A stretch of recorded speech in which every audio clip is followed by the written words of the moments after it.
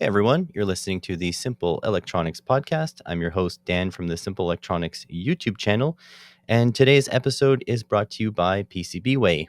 More about them a little bit later. So joining me today, I have a very special guest indeed, Dan Bogdanoff. Or Daniel, actually. I forgot to ask you before the show. No worries. Usually go by Daniel, but I get called all sorts of things, so whatever you want to call me is fine. Excellent. Well, look, I've known of you for quite a while. I think the first time I've seen you was during one of Keysight's legendary yearly giveaways. But for those listening at home that don't know who you are, can you just give us a quick intro, who you are, what you do? Sure. Yeah, so my name is Daniel Bogdanoff, and my I guess my day job, as you'd call it, is working at Keysight. I started, 10 years ago, coming in out of school with an electrical engineering degree, trying to figure out what can I do in the industry that's maybe not full-time R&D, but I still get to play with electronics and gear and use my training there. So landing in marketing at then Agilent, now Keysight, was a really good spot for me. And through a strange twist of consequence that we can maybe talk about later in this episode, I ended up creating video and just falling in love with storytelling and YouTube and podcasting and doing some social. So that's probably my main thing, is doing some of that on behalf of Keysight. I also host a podcast called Moore's Lobby with All About Circuits / EE Tech Media Group, and that is an absolute blast. We talk with industry leaders and engineering leaders about what's driving technology forward. It's super fun. I just geek out the whole time. And then you can find me on Twitter at Daniel Bogdanoff, and I have a personal YouTube channel. It's Daniel Bog, and I have one channel there. I don't know what you're going to get if you go subscribe, but I'm going to play with some short form video and some kind of fun builds, but also some business marketing, just really whatever is of interest to me. So if you want to check out any of those things, probably most known for the giveaways at Keysight, and then I run the Keysight Labs YouTube channel, which we recently broke 100,000 subscribers, which I'm really excited about. So yeah, a little bit about me. For those of you who are following along at home, all of these links are going to be in the description, and it's very important. Keysight has 18 YouTube channels, something like that. Keysight Labs is the one, I would guess the entertaining one, the one more public-faced, and the other ones seem to be more very specific to very niche engineering topics. Am I about right about that? Yeah, so we talk about this a lot internally, is how many YouTube channels should you have? And I think I've even seen you, Dan, ask hey, should I have a separate YouTube channel for this or not? But Yep. our main philosophy is we have the more corporate YouTube channel, which is kind of official announcements and product introductions, is just the Keysight Technologies channel. We have a channel that I would also recommend you check out. It's Keysight Hands-On, and this is a place where most of the technical experts in the company, if they want to just put a video or a demo or an explanation or a webinar type format, they can put it on the Keysight Hands-On channel. So there's some really interesting stuff there. It's a little bit of a mixed bag because a lot of different people post to it, but there's some really good nuggets in there. And then Keysight Labs is more of our it's more of a traditional YouTube channel where it's partly entertainment, but you walk away learning something and knowing something. And we have a few different presenters right now. It's mostly just me, and it's been a little dormant, but we have big plans. So yeah, I hope that makes sense. You'll definitely see that it's a lot more public facing on the Keysight Labs channel because you're doing a lot of what people have dubbed the soy faces, the the grimace, the YouTube face. That's it, basically. And also, a man after my own heart, you've taken a look at some cheap Chinese modules and batteries. So, I mean, that's what we're all about here. So it's going to be good content for sure. We have some really fun stuff in the pipeline there that I can't talk about yet, but I have some big plans for battery type content and power content. So yes, I can't talk any more about it than that, but neat. Stay tuned. Yeah, I've missed my window. I was supposed to do a lot of solar energy projects, but I was just so busy this summer working pretty much full-time teaching, so it's a little hardcore, but I think I'm going to try some late fall solar projects. That's where I'm about now. Batteries will be down the road when I can afford actually to buy batteries. Right? Yeah, Expensive yeah, stuff. they are, and then yeah, it's hard to figure out. Like you have to plan ahead, especially if you're ordering off of like AliExpress or something. Trying to figure out, projects take a long time to put together, especially in the current state of YouTube and what I don't think I think you can do a lot of different formats on YouTube, but for where I want to be, it's a lot of work to get a video out the door. Oh, definitely. It's a little bit more work for people like yourself, and I had recently Scotty from Strange Parts. I Yeah. mean, you guys do a little bit more researched and nuanced and information dense videos than I do. I just kind of pick a subject, and I almost do it linearly. Like I almost film the way it's coming out. Like you're basically the viewers following me along. But I have done some more highly edited stuff, a little bit more a la Scotty, and yeah, that's a lot of work. What's really disappointing is when those videos get like, I don't know, 2,000 views, and you're like, great, that Yeah. was only like 500 hours of work. Right. Yeah. On one hand, like it's rough to see a video not do as well as you want it to, but on the other hand, like for the Keysight Labs channel, we've never had what I would call a viral video. We've had a lot of fun videos. We've have a couple that like break 100K views, a couple 100,000 views, maybe over the course of time. But I really think that building a channel and building content for the core audience and the core fans, and like we build content for engineers and for electrical engineers, and it's very specific to that. So, maybe someday something will go viral and the rest of the channel will pop, but having that core 2,000 people or even 200 people is such a special thing, and I really enjoy creating for those people specifically. Oh, absolutely. And I mean, I guess the ways to reach a more broad audience are all out there. Like it's not that difficult to kind of reach across the aisle, but sometimes it just doesn't hit. Like for example, I have a like an extremely basic how to use a multimeter video. I just have no idea how to market it, and a lot of whoever's seen it said it was really useful and helpful, but it's just how do you get this out to someone who has a multimeter in their hand, and there's something they want to do but they don't know how to use it? How do you become number one search result? That's the tough part. Yeah, and I've shifted on YouTube specifically from going to a search engine.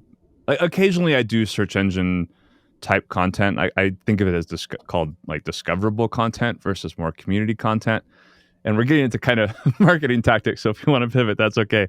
But the search engine content, it can be hit or miss, but it doesn't really necessarily build a community of people that enjoy the channel and enjoy what you're doing. So, if I'm trying to look up how do I fix my dryer, which is something I do, I feel like I'm constantly trying to fix our clothes dryer.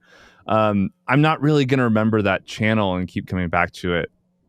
For every video they post, it was just for that one. So, finding an element that is both educational but also enjoyable to watch, even if you don't have a multimeter in front of you. Like for me, that's where I want to go on a channel like the Keysight Labs channel.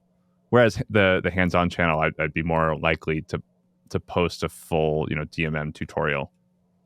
Yeah, that's true. I think Sarah Dici, she's sort of like I guess an electronics reviewer and blogger, and she was saying that she goes by the one for you, one for me motto, where one video is very much mainstream, searchable, very clickable type video, and the other one is something she's a bit more passionate about, and that's her goal. Do one for the people and one for her, and one for the people and one for her.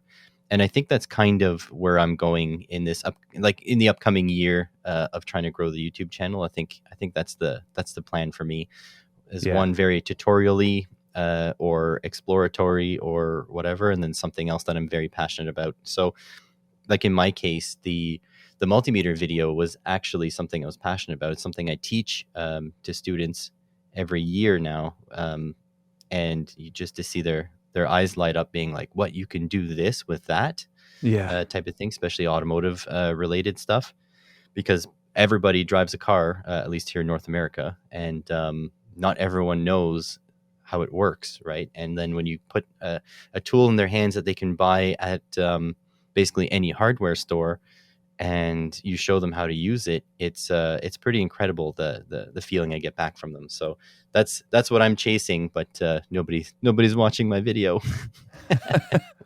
Well, and I think I've seen channels that go ultra viral almost too early, and then so there's a lot of pressure. You know, I feel immense pressure every time I create a video. Like, this has to be a winner, or else I'm wasting my time or something like that. Even though it's, you know, finding that you know, having lower pressure to kind of find your style and your voice and the type of content you want to create, I think is a really, it's painful when you're in the trenches, but looking back on it, like, I wouldn't trade those 500 view videos for anything. I really, I can't emphasize enough, like, stick with it. You're doing some really cool stuff, and I think it'll pick up if you stick with it, but having some time to kind of find that rhythm and that lane, and, you know, figuring out production and all that is a really important time in any creator's cycle. Oh, absolutely. And you know what? These days, since I've finished my teaching contracts, I've been enjoying live streaming, because I'm showing everyone the behind the scenes. Like, sometimes, like my snow speeder project, little remote control car that goes over snow powered by a fan. Yeah. This thing, it had like hundreds of hours of Fusion 360 work that nobody got to see. And Yeah. so now people can just come up, you know, on my streaming channel, SC made a stream, linked in the description if everyone's interested. And I'm working on a new, like, an open source remote control sort of chassis design that anybody can pick up and build, and they can watch me design it in CAD if they want, and hang out and chat. And if that's not for you, then, you know, you don't have to watch. So hopefully I'm trying to show people that, you know, hey, there's a lot of work that goes behind the scenes to these things. Yeah. Yeah. There is so much, especially if you're doing a full custom project like that. Like, I had the advantage of a lot of the things are already built for me on some level. So it's more like, hey, here's an oscilloscope, you know, go do some interesting things with it, versus trying to build something from scratch is much harder, for sure. Oh, definitely. So let's, if you don't mind, let's back up a little bit, and let's talk about sort of how you got into electronics, because you did mention that you went, you got educated for it, but what drew you in that direction in the first place? Yeah. So I have a bachelor's, like a 4-year electrical engineering degree from Texas A&M. I it's kind of a funny story how I got into electrical specifically is, I in high school I didn't really understand what engineering was. I wasn't really surrounded by that. Our school didn't have a great STEM program. There was some staffing turnover that was poorly timed with when I was going through high school. So I kind of, like, the computer science class wasn't available to me junior, senior year. It just, a lot of that stuff was gone because those teachers had left. So I knew I liked math and science and solving puzzles and figuring out problems. And I was pretty okay at it. And, you know, never top of the class, but always in the, you know, at least the top half or top quarter in high school. And then I went to college, and you had to do a year-ish of kind of the basics, and then you could opt into a specific type of engineering from there. And when I looked at the list of options for engineering, there were like GPA, cascading GPA requirements. So, like, if you had a GPA of this after year one, then you could do, you know, any of these levels of engineering. If it was a little lower, then your options were more limited. The highest GPA requirement was aerospace engineering, and for some reason that didn't really speak to me. The next one down on the list was electrical engineering, and I knew basically nothing about electricity and electromagnetic fields and all that. So I thought, hey, that sounds interesting. And if my GPA is not there, I'll just pick a different one. And I started down that road and just it's fascinating to see the whole world that we don't see. So, getting some understanding of magnetic fields and how electricity moves, and even just like I remember going through physics and like, where's the charge on this layer of shells, and all these sorts of things that drive the world around us, but you can't see with your eyes. It's something you have to kind of build an intuition for and a mathematical rigor for. And I just really fell in love with the world of electrical engineering. So that's how I got into that. And then I kind of knew in school, like R&D was maybe not for me. I just didn't enjoy it as much, solving one problem for 6 months. And I always, in group projects would be the one doing the presentations and kind of creating those pitches and those messages. And I enjoyed that in conjunction with the engineering. So I was looking for something in that space coming out of school. I was under the impression that sales was kind of an evil cop-out. And come to find out 10 years later, sales is an incredible route for people who are technical and understand it. And some of the smartest people in the company are at Keysight, at least, are in the sales force. And I call them all the time for help with understanding concepts, and they get to be in so many really cool labs and, sign NDAs and get clearances and all that. So I was looking for something that wasn't sales and wasn't R&D, and found a job posting that was technical marketing engineer. And I was like, I don't know what marketing is, but it says technical and engineer, so I'll apply. And I interviewed and ended up, through tried to get a couple jobs, ended up contracting for a few months because I kept coming in second place for those job positions, but they liked me enough. They brought me on as a contractor for a while, and that kind of kicked off my career in the world of electrical engineering. So if you were to give us sort of like a top level Wikipedia summary of what a technical marketing engineer is, what would that be? Yeah, that's a good. So I have a whole presentation on this that I've done for like IEEE students and stuff. There, and I'm going to indirectly answer your question. So Okay. bear with me a little bit. Enough. There's a whole continuum from R&D to sales, and there's a spot for anyone technical anywhere in that continuum. So my first real non-contract job, not that contracts not real jobs, but like my first full-time employee job was doing technical support. And I'd say that's almost one rung up on the continuum from R&D. And the type of support I was doing was, if people called the call centers, the 1-800 Keysight or whatever the phone number is, they would talk to an application engineer who was really smart, knew their stuff. If that person couldn't answer it, then they would email me, and I would work with R&D to figure out, like the people who actually built the product, to figure out what this weird behavior was. So I got to learn the ins and outs of oscilloscopes specifically, and a bunch of weird corner case stuff and things that we'd never had thought of that they're trying to use oscilloscopes for. So there's an element of like that technical support or subject matter expert, like SMEs, they call them, where they're desperate for folks. The industry at large is desperate for folks that can talk, they can write, they can communicate, but they also can dive deep into these problems. So there's a technical support rung.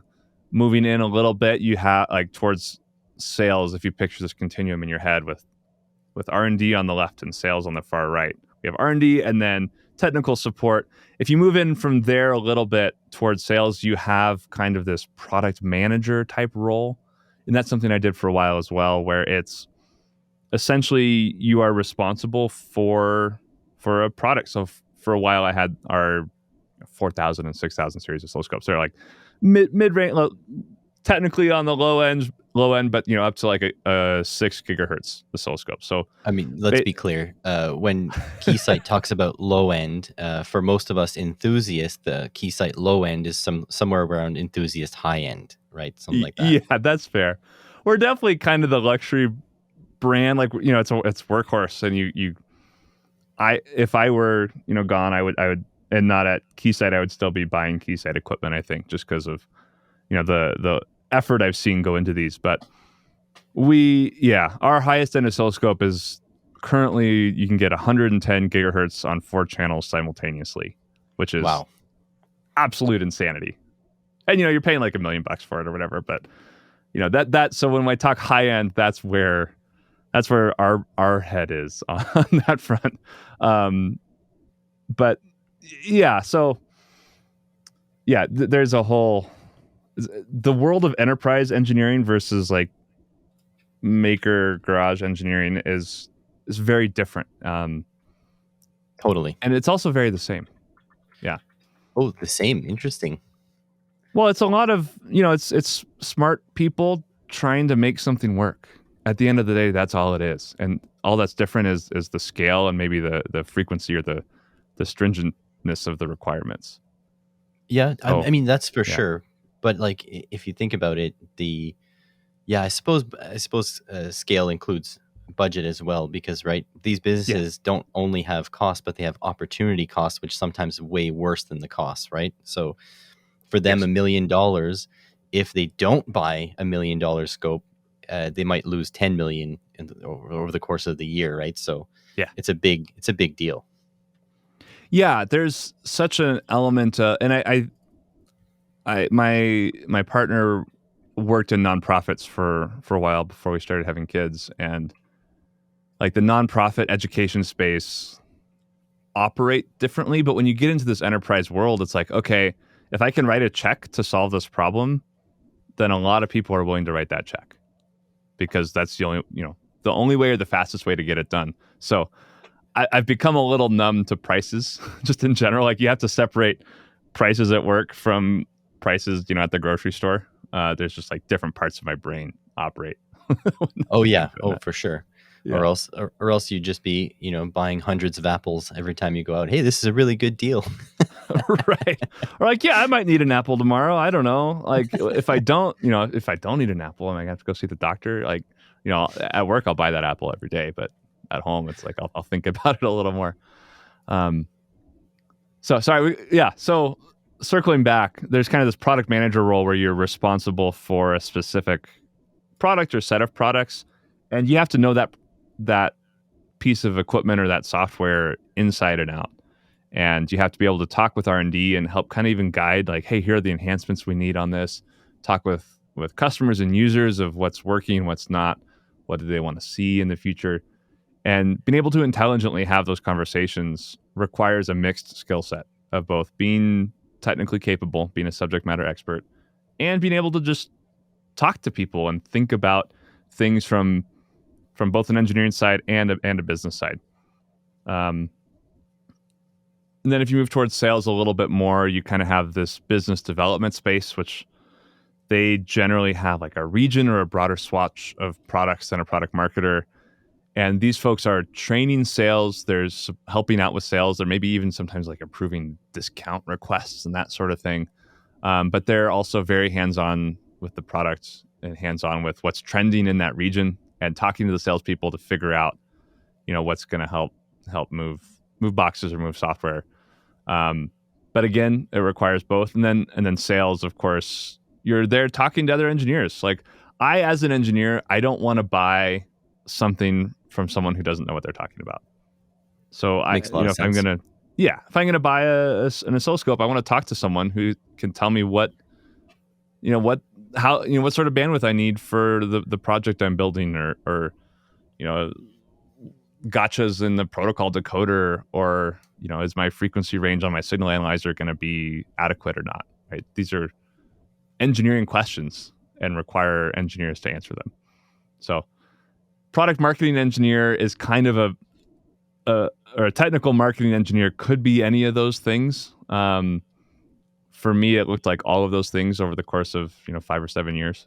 But I'm very passionate about this. There's a whole world of opportunity out there for people who don't want to do R&D or want to try something different. Like, there's just tons of opportunity. How about for someone that means well but really isn't well educated? Is there room for someone like that? Yeah, good question. And there is, and one of the things. I'm just kidding. Yeah.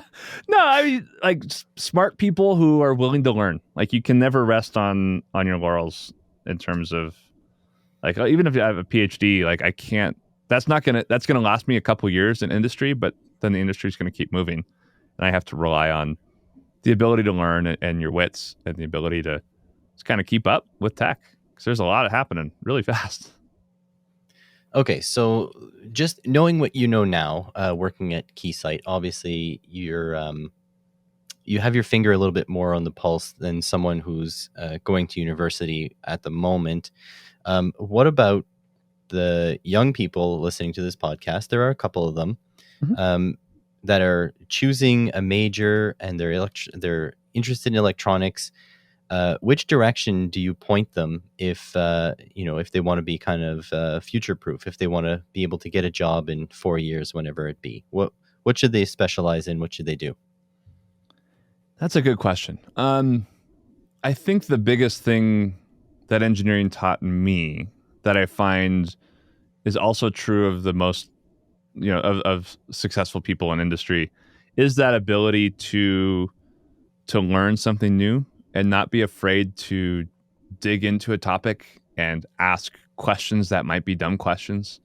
No such thing. Um, yeah, right. That there are dumb questions, but if like it's okay to ask them still.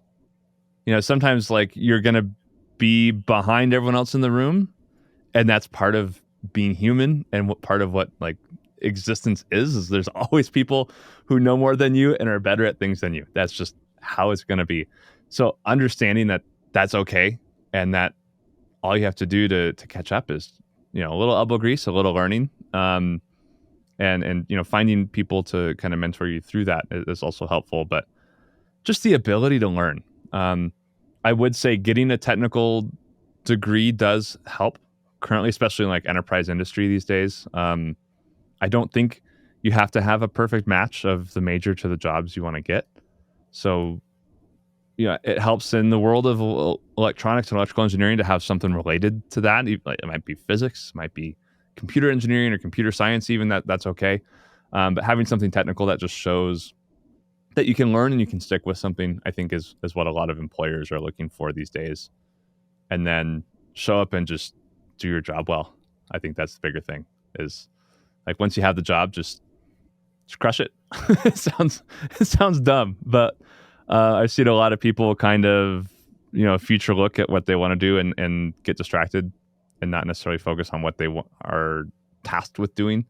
So my rule, and I tell this to people internally and externally all the time, is if there's something you want to do at your job or on the side, like great, but the only way you're going to get air cover to do that is to crush the job that you're currently doing, and then put in that extra 10%. Assuming you can do that and stay mentally healthy and all that. Do what you do and then put in a little extra 10% of the stuff you want to do. And sometimes that becomes your job. And I'm walking proof of that. Yeah, that's very true. I tell my students that when they start, they're going to feel like they know everything. Like after spending, 14 weeks with myself and another seasoned veteran of the automotive world, they're going to walk into a shop thinking they've absorbed as much as possible. But I tell them that's not the case. You're just starting and you're going to eat crap for definitely a couple of years, but eat the crap, do the good job, be the one that they can rely on to get stuff done and without mistakes, and then quickly. And then after that, it's, the world is your oyster, because a good mechanic, and I don't know if you have this experience as well, but they're worth their weight in gold. But until you get there, you kind of have to make your way there. You have to, you have to eat, you have to slay a lot of dragons before you get your princess. So you got to start slaying those dragons early. Yeah, and it kind of comes back to what we were talking about earlier, where just getting some reps with, videos that get 20 views or 200 views, like you learn a lot in that, even though it feels like you just want to make it big. You want to have, pull 1,000 or 100,000 views, or a million or whatever. Like there's so much you can learn that you don't realize you've learned until you've been there. And then once you get past that and you look back, you go, for me, I'm so glad that I put in the work I did and that I was, doing, not grunt work, but like it was not glamorous work for years and years, but I learned so much, and I still rely on those times and those relationships now to be able to do what I do successfully. And without that, I wouldn't be able to do it. Just a quick interruption to talk about this episode's sponsor, PCBWay. PCBWay has been a long-term sponsor of the channel, and I think they're a good match for my channel because they provide quality PCBs for a reasonable price. You can get boards manufactured up to 100 mils by 100 mils for just $5, including shipping to Canada, $15 US, including shipping to USA, $12 US, which is incredibly cheap for professionally manufactured PCBs. I can personally attest to the quality of these PCBs, and so if you want a circuit immortalized forever, check out PCBWay.com with the link in the description. Now back to the conversation. So does Keysight, do they pay you to maintain the YouTube channel? Like, is that actually your part of your gig? Yes, it's technically part of. I do it as part of my job. I'm in kind of an unusual space in that.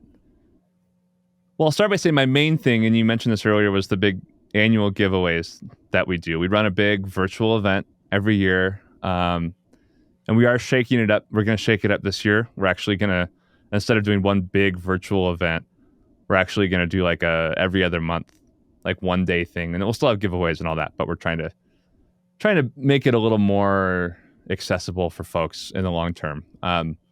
But that is probably my main job requirement, is like, hey, put on this event, virtual, I design it, pick the prizes, work on like some of the legwork stuff, like let's get the webpage looking pretty and make sure we have topics aligned with all the different teams and people that have opinions on how things should be done, and making sure everyone's kind of happy with what the event ends up being. So that's probably my main like pillar element. I also work with some of the other creators, doing sponsorships and gear donations, and like technically it's product placement, but we're not like, often we'll just reach out to people and say, hey, I have a scope in hand, you want one? And they'll say yes, because who doesn't want one? Actually, some people said no, but yeah. Especially at Keysight. Really? People said no? I've had a couple people say, no, I'm good on oscilloscopes right now. And it's like, all right, that's fine. Really, I kind of, it's turned into a thing, but it started as a way for me to support the community a little better. And, having Keysight show up in like an Electro Boom video was great. And, oh yeah, or a Great Scott video. Like, we just sent them scopes, some of the, I guess, perks of being big YouTubers. And that turned into, paid sponsorships and that sort of thing. So that is another part of my job, is figuring out, someone will come to me and say, hey, I have this thing I want to promote, and I'll look at it and say, yeah, there's maybe a creator or two that might work for this, or like, no, that's way too corporate, go do your normal promotions, and we'll not put that on YouTube. So that's the other part of my job. And then YouTube creation and video content. I've kind of become a video consultant inside the company. I spend a few hours a week just talking to other people in the company about how to make their videos better, and a little more exciting and a little less corporate. That's kind of my thing. Yeah, well, I guess that makes a lot of sense, because you probably have the most experience on the team for making YouTube videos, at least judging from what I'm seeing here. Mm-hmm. Do you have a team to make these videos, or is it just you? Do you have an editor? What's the deal? Yeah, so it depends. It started with just me. I had like a kind of product marketing, kind of business development type role, and they said, hey, we want you to speak to education. We want you to try and get these out into education more. And our sales teams were really well connected with all these big institutions like MIT, Stanford, Waterloo, these big tier 1 type universities, but we didn't reach very well kind of the general population of future engineers. And that's where I realized video was probably the best way in that we had to these folks. So I got a budget request for a little DSLR Canon 70D and a little microphone. I found some lights somewhere, and it used to be a dark room, and I just kind of took the room over. Like, I got a key, and basically it's like, this room is mine now. and just learned how to make video. So it started with just me doing everything. I would come up with the idea, script it, present it. I would have the script printed out on my lap, or at least the outline printed out on my lap, and I would hit record, reach over, hit record on the camera, and like deliver a line or two at a time, and then check my script, and then edit it myself and do terrible color correction and all sorts of horrible things that I would never do now, but I needed that experience. Fast forward a couple years, and we hired a video professional, someone who, studied videography in school, and they would help film, help light, help edit, but still the scripting and all the ideas and concepts and like tone, that sort of thing would still come from me or the other presenters. Today it's a mix. So we have video folks full time that do just video, but they're not directly attached to me. I kind of still call in favors. Usually I try to bring in a pro to do my lighting and camera stuff, because they're just so much better at it than I am. And then editing will be either them or I'll do it myself. So like the last few videos we did one on automotive and one on 5G, and we did a couple shorts, like one on quantum, I think.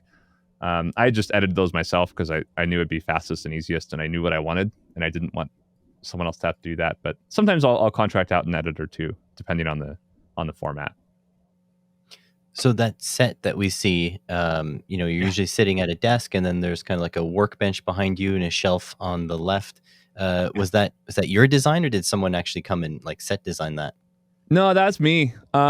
We had a bunch of vintage gear line. So I have maybe 3 sets I could film on. I have one that is just my home office, and that's where I'm recording this now.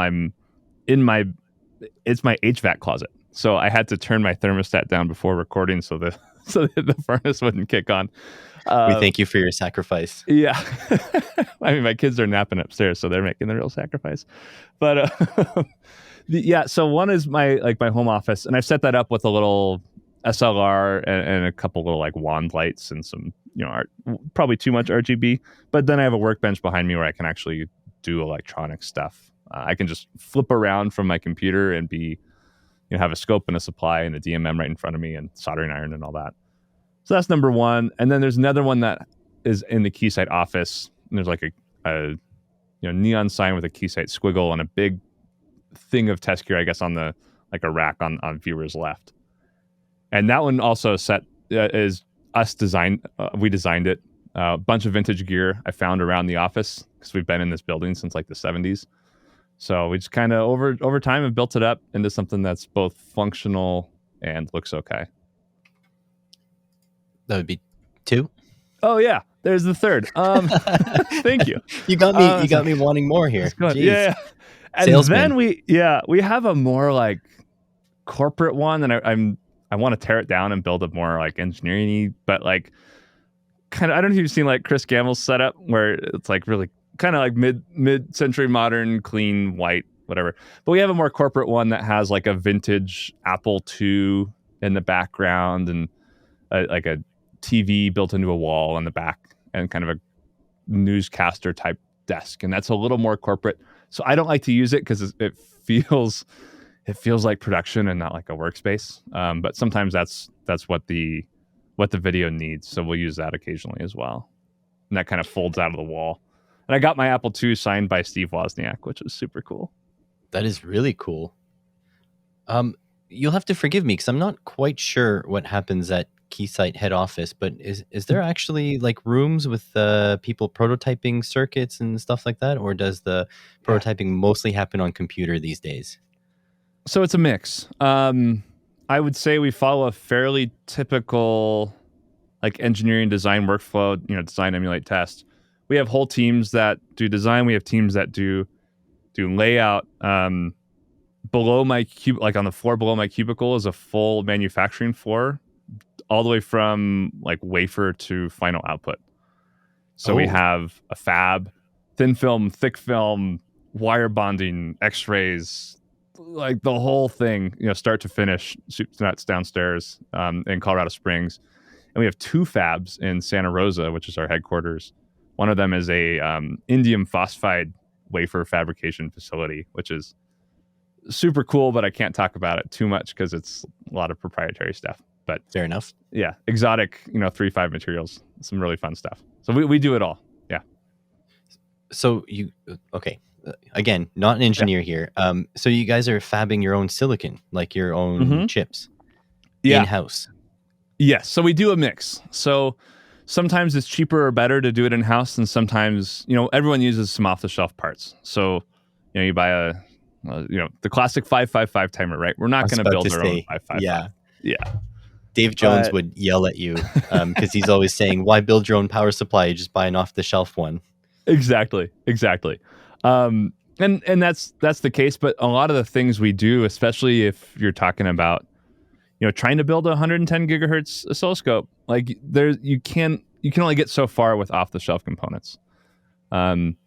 Generally, the rule of thumb currently for like scopes is with off-the-shelf parts, you can get to maybe 500 megahertz if you're lucky at gigahertz. But now like bandwidth, like 200 to 500 megahertz of bandwidth with off-the-shelf parts, and then from there you got to start kind of doing your own custom work, either through a contractor or through yourself. And then for big volume chips, we'll still send to a normal fab house. There's a couple out there like Global Foundries, TSMC, those sort of folks who make like the 555 that you buy. We'll still order through them, but if we have small batch parts, so maybe we only need 1,000 of these ever, or 10,000 of these ever, it's not uncommon for us to fab it ourselves.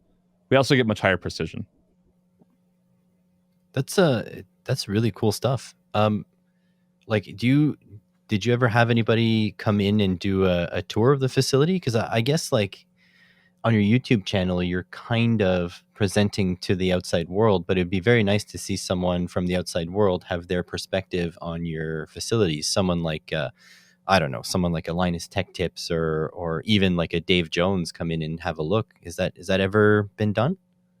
I'm working on it. I did do a tour myself, and it's on the YouTube channel of we call it our hardware test center. So that's where they do testing of fully built products. So they'll do like the shake table and the drop test, and they have big chambers, and they'll bake equipment for a year to see what fails, an anechoic chamber, that sort of thing.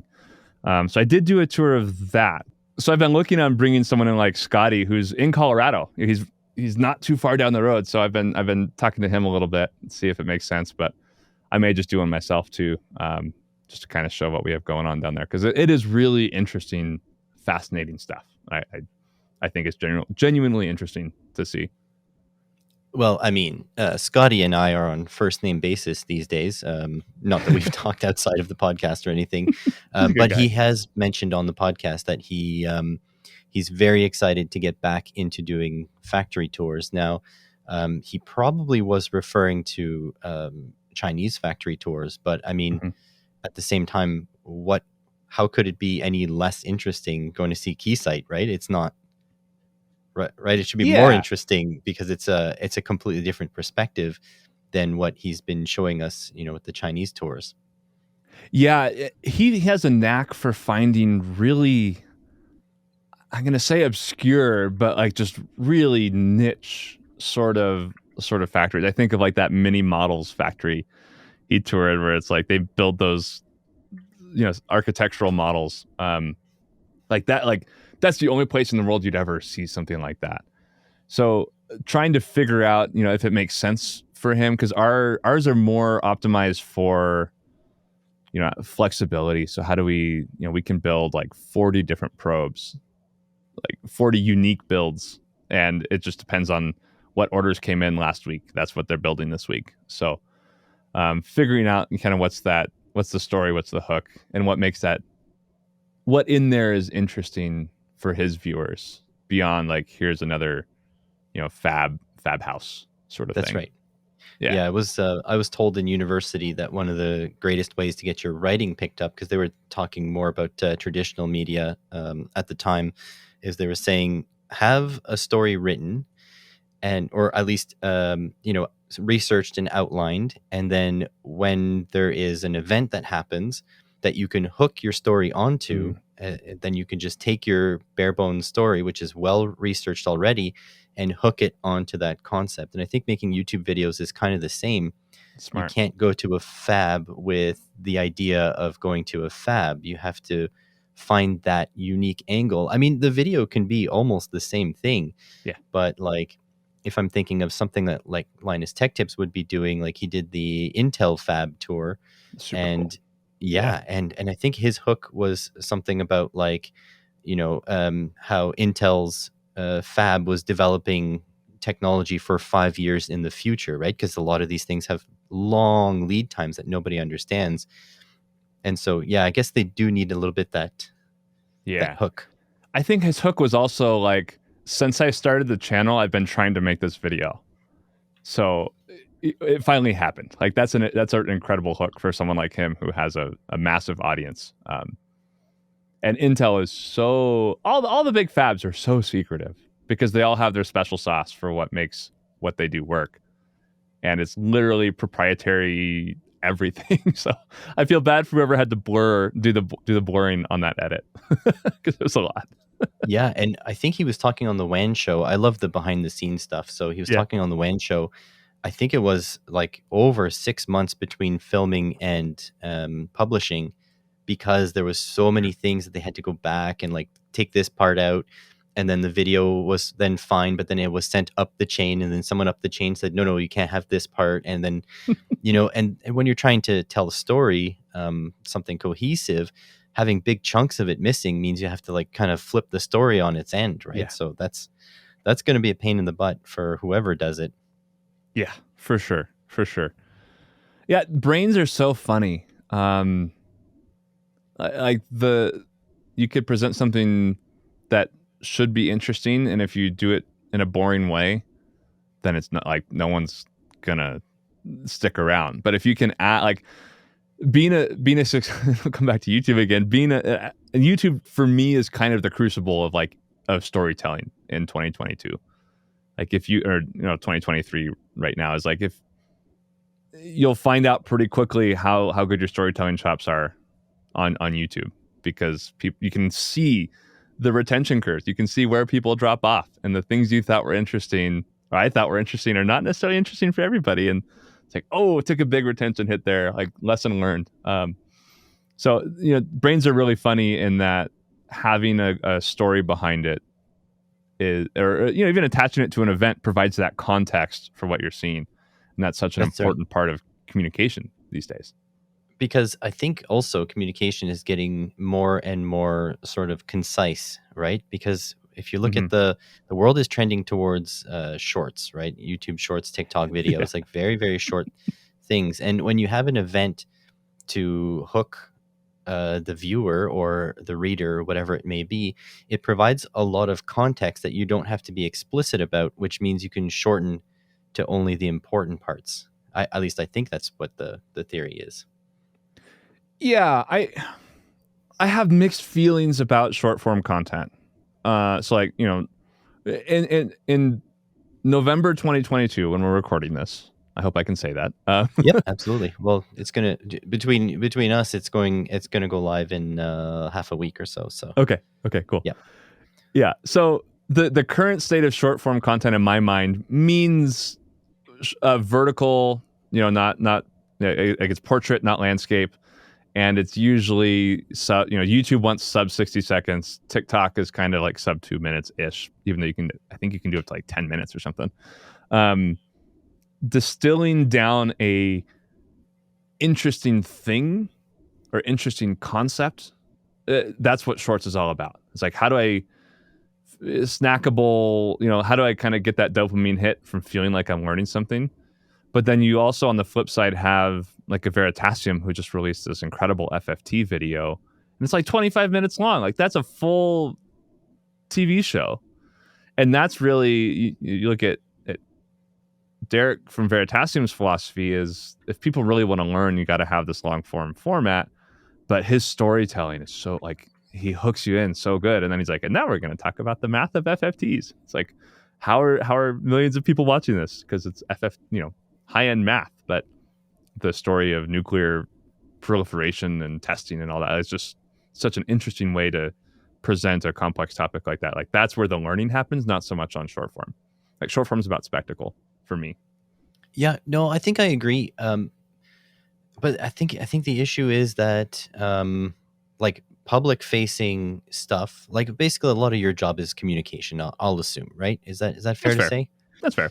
And so a lot of this, you're, I guess, in a way, you're lucky because you mostly have to communicate with people that are sort of on the same page. Maybe they don't know as much as you, or maybe they know different areas as you, but you can agree you're communicating mostly with people that are either in the engineering field or interested in the engineering field.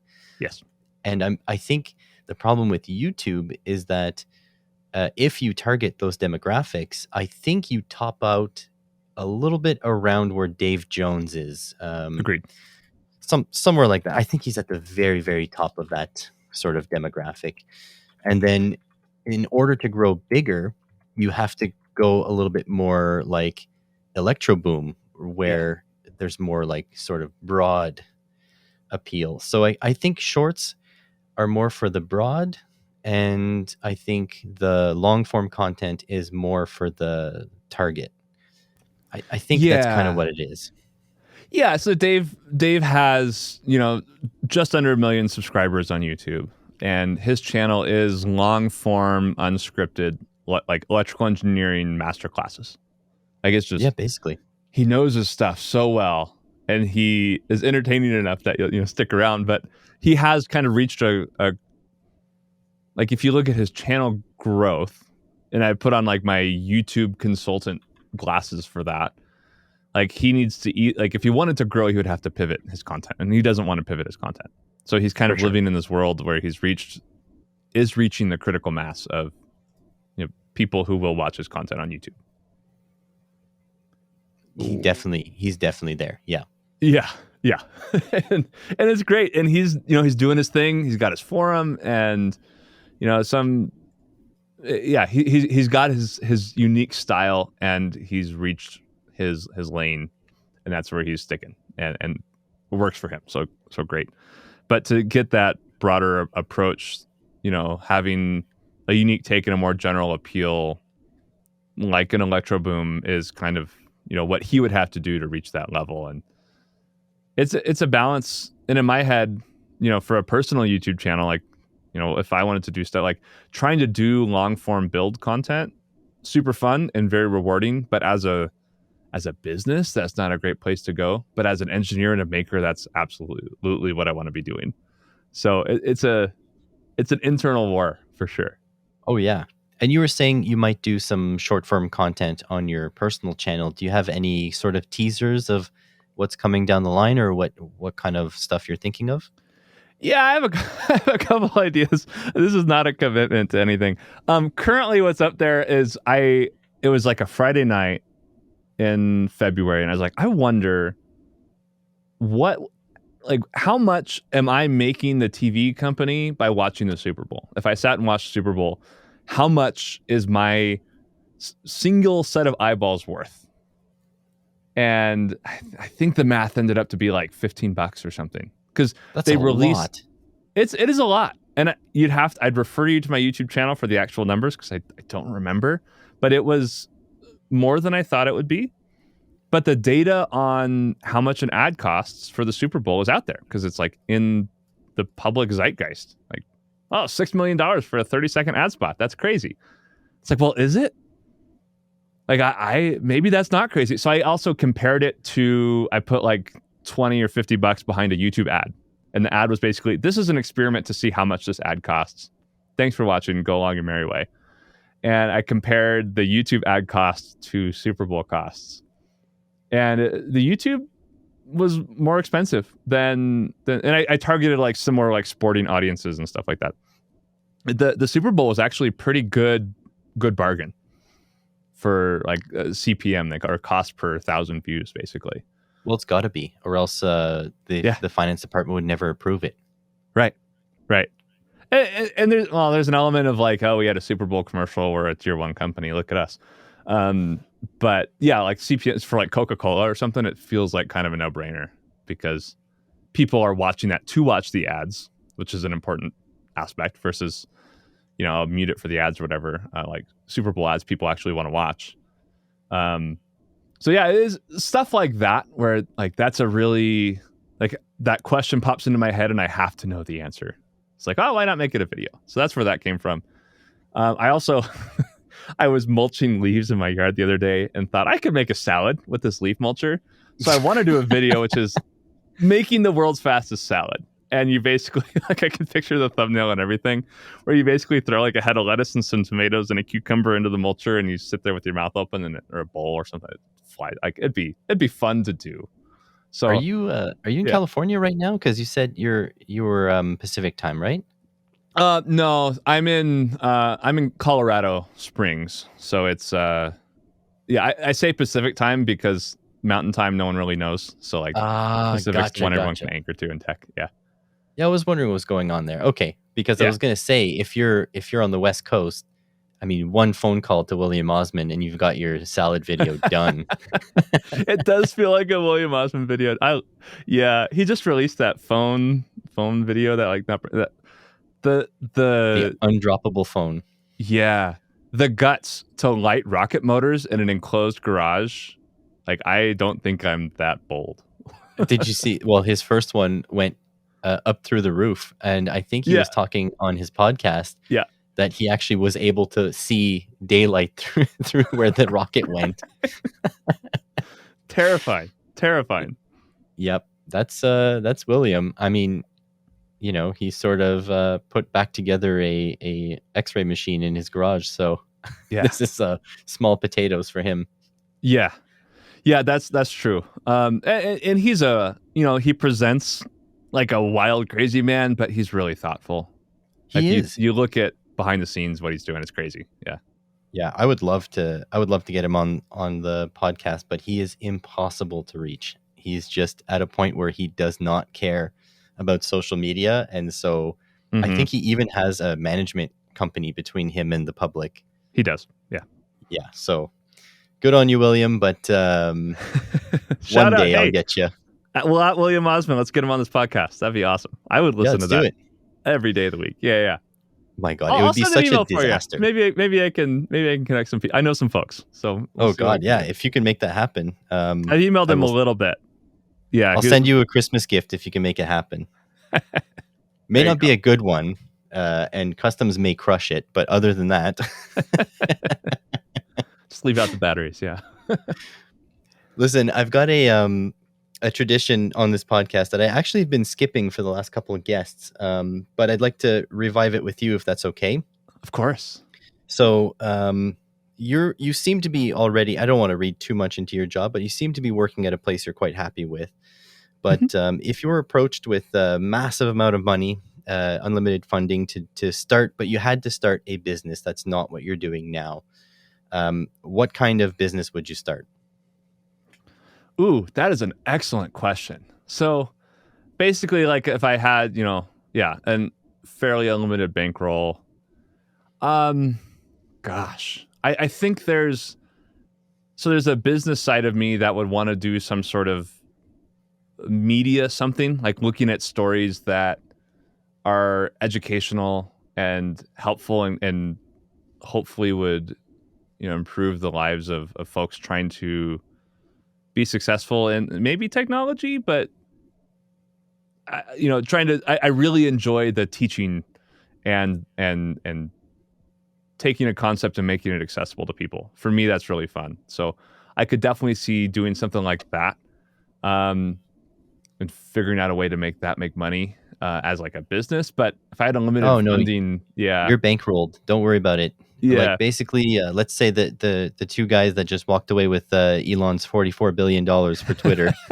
they just say, here's unlimited budget. Do it. Yeah. There's got to be, for me, some sort of access to education and access to technology. And I think with that comes things like access to shoes and water. So some sort of education focused, like nonprofit type work, I think, is probably where I would go with that. Especially, there's just so. It sounds really cliche, but like there's so many unique perspectives and so many rewarding conversations I've had with people from all over the world that have really changed how I've thought about, living in America and how fortunate we are, just North America in general. Like we have access to so many things and take so many things for granted. So bringing some of that opportunity to folks outside of, the developed world, I think is probably where I'd go with that. Yeah, and shout out to the people who are making it work with very little. I have Yeah. a reoccurring guest here, another maker. He's the creator of User Spice. Don't know if you've ever heard of it, but it's the backbone of a lot of web projects because it basically allows you like user management control. Mm. But anyways, he spends massive amounts of his yearly profits on helping people out, doing exactly what you're saying. But what he does is he seeks out people and companies that are doing awesome stuff already, and he just he sends them funding, he sends them equipment, stuff like that. He does that at least once a year. So I love yeah, that. that is a very noble thing to do. And you know what? I think it's something that really resonates with me as well, because one of the cool things about being a YouTuber is I get to take my knowledge and reframe it through my experience and put it back out there. I love the teaching aspect. And if ever I can get off my butt, I'm going to be basically going through the entire automotive curriculum that I teach and making written articles and YouTube videos over on my, what is this? Hold on a sec. Let me count here. Fourth channel. Yeah, Dan fixes cars. Yeah. So Love yeah, it. I mean, I love it. I love the education side because I think we're at a point in the lifespan of the internet where I don't think there should be any financial barriers to information. That's just my personal opinion, and people who do want to charge for their specialties, their knowledge, that's fine, but that's not my way. Yeah. Yeah, and I think you can only make silly science videos for so long before that starts to kind of lose the fun. And for me, looking, I've been doing YouTube for 7-8 years now. It's like, I'm much more focused on how do I help people be more successful and less about like how do I do this fun, silly, wacky thing. Yeah, and hey, that has its own merits as well, right? That's it's good stuff. I'm still personally, I'm still trying to take care of number one, trying to get my own stuff, because I'm doing this as a vocation. I can go back and work full time as a mechanic, and I'll be just fine. I'll live just comfortably. But it's just not it's not what I want to do. That's the thing. It's the teaching that I would really love to do, and hopefully at some point, YouTube and my intermittent teaching contracts just add up to a comfortable life, and then I can start giving back in bigger ways. That's at least that's my goal. Yeah, it is what it is. In a different world, I would maybe go build a YouTube channel business, but for me and like my family, having the stable job where I still get to go after things that are interesting and exciting to me, I'm really, really fortunate to be able to like have Keysight's backing to do that. But there's also a lot of just corporate normal stuff that you have to put up with at any company. So I totally understand where you're coming from. Like that freedom to pursue topics that look interesting while doing things that you like is really valuable. Yeah. Oh, that's another thing. I don't have a family. It's just me and my wife, and that's how we're going to stay forever. So, I live modestly, which allows me to live sort of chasing my dreams instead of 9 to 5. So I am, in that way, I'm very lucky. So I don't want anybody to feel bad for me. I'm just sharing my experience. Fair enough. Yeah. You have 2 kids, 3 kids? 3 and 1 on the way, and they're all little. So we're a busy household. Yeah. How did you find time for this podcast? Jeez. Well, so one of the nice things about like, the job I have is I don't clock in, but the bad side of that is I don't clock out. So there's not really a hard and fast, like I work 9 to 5. It's like I'll often, DM or email at night, just because that's when the house is quiet, and or maybe, but at the same time, maybe I'm working a little bit at 10, 11, midnight, whatever. But at the same time, if it's 2:00 and I want to go for a mountain bike ride, I'm going to go for a mountain bike ride. Yeah, totally fair. That's the way I do it. Basically, I have the teacher job is very clock in, clock out. However, there's no real clocking out as a professor. I have to create tests and grade things and design labs and all sorts of stuff. And so, yeah, I'll do it whenever the sort of the productivity hits me. If it's 10 p.m., it's 10 p.m. If it's 5 a.m., it's 5 a.m. But that is the nice part about, not being on a rigid schedule. I do like that part. Especially for the creation mindset. Like if I have like that Super Bowl thing, if I have an idea, like I'm just going to work on that till like 4 a.m. I'm just going to put in insane hours to get it to where I want it to be, and just do as much as I can while I'm still inspired and like focused, and just get it done then, and rest when I'm able to rest, I guess.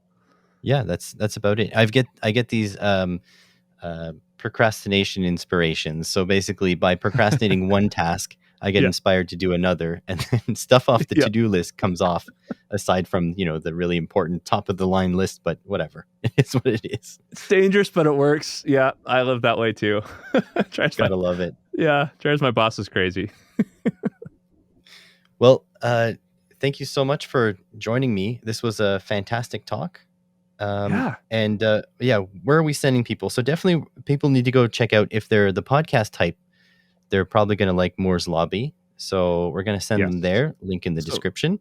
So Moore's Lobby, there's another podcast that I'm reviving that I haven't brought up also. It's EES Talk Tech, Double E's Talk Tech. That would be the other one, where there's about 50 or 60 episodes in the tank looking at like what new technologies are there. So I think the most recent one was metrology, and there's one on like USB 4 when that came out. So there's some really interesting conversations there as well, if you're a podcast type. Excellent. So those will be linked in the description. And then you're kind of active on Twitter. I usually see you in the replies in, Electro Boom's channel and Dave Jones' channel. So we're going to link you there, and your own personal YouTube channel, and the Keysight Labs and the Keysight Hands-On. Those are definitely going to be some required reading for people who are listening to this podcast, right? Sure. Whatever people want to go do, that's great. I'm really just happy to be on this podcast, and I love what you're doing, Dan. So I really do appreciate you having me. Actually, the appreciation is all mine. Thank you so much. And I hope everyone will go check out a couple of your things. And if not, the Keysight giveaway thing, that must be coming soon. Yes. So I don't know when we'll have registration live, but we are in the first day of the series. I'm calling it a web series. It's going to be for now, it's going to be an every other month. One day we'll dig into some interesting topic and then have giveaways associated with that as well. March is going to be the first one, and we'll start promoting definitely in February, possibly in January, and have that registration available. So if you follow Keysight Labs or follow me on Twitter, you'll know for sure when that happens, or LinkedIn, probably post it there too. There we go. So make sure you guys are following, and while you're down there, just might as well click on some of the links and check out what Keysight has been up to and what Daniel has been up to. But thanks so much for joining us today, and I hope we'll catch all the viewers on the next one. Thank you. Sounds great. Thanks, Dan.